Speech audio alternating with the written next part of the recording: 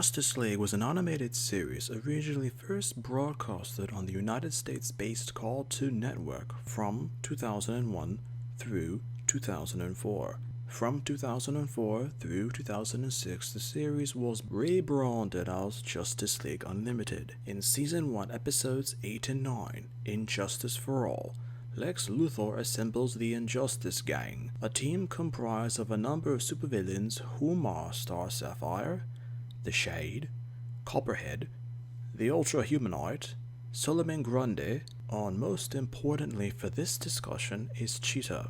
The character's continuity is somewhat based on the Silver Age origin and story of the Cheetah Barbara Ann Minerva, as she was a research specialized scientist, exploring the possibilities of enhancing human capabilities with animal characteristics and traits. Due to years spent researching DNA sequences, Minerva was excited with what could potentially be breakthroughs with DNA splicing, but she didn't have enough funding to safely continue her work. Having no choice, she continued her experiments using herself as a test subject, and due to her research being incomplete and flawed, she was transformed into a human-cheetah hybrid.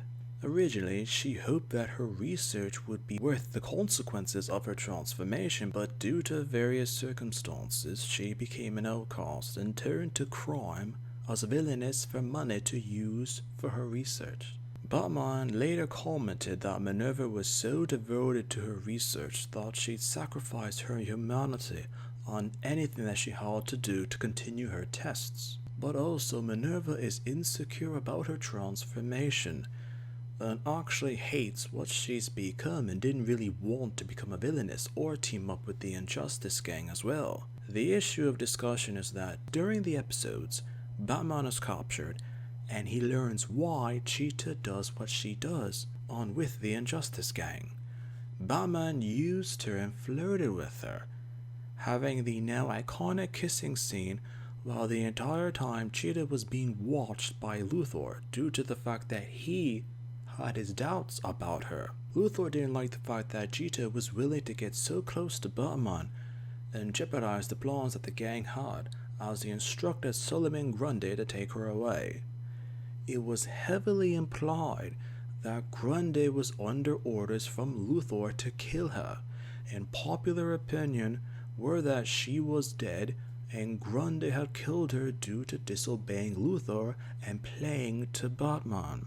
However, when the episodes finally end, there's a scene of the captured super beings are shown, and Cheetah is actually among them, giving the impression that Grundy did not kill her, but simply held her somewhere. She was later captured when law enforcement arrived to help the Justice League. But not all viewers at the time noticed that particular scene with Cheetah and still assumed that Grundy had killed her.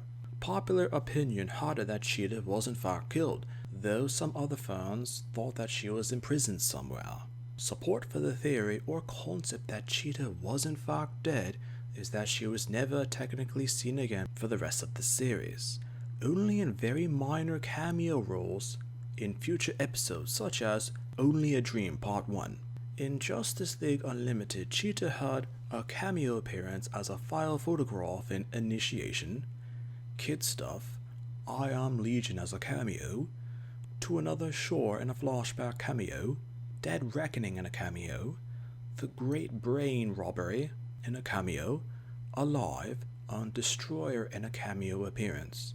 Even though the animated version of Cheetah had her limits as a villainess and her abilities with her cheetah-inspired powers, with decent script writing, the character could be easily used in an episode, but she never was. Debates if Cheetah was really killed by Grundy continued for years until Bruce Timm himself commented on the issue. Shortly before Justice League Unlimited aired, Bruce Timm commented on viewer questions about Cheetah's fate, and actually she did die.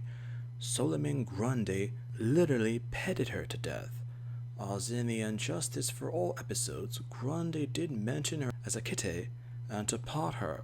Sources say that the scene that showed her in custody was drawn, inked, and colored before the final decision to have Cheetah killed off screen was ordered for that particular episode. Then editorial staff just decided to let her live, but only discreetly refer to the character in following episodes for Unlimited. Mostly due to the fact that even if detail-oriented viewers managed to see that scene of Cheetah in confinement with the other villains at the end of Injustice for All, the character would be mentioned just barely for technicality reasons and not because of the story. Sometimes a character could be forgotten because they were originally killed off screen, but due to an animation error, they were allowed to live.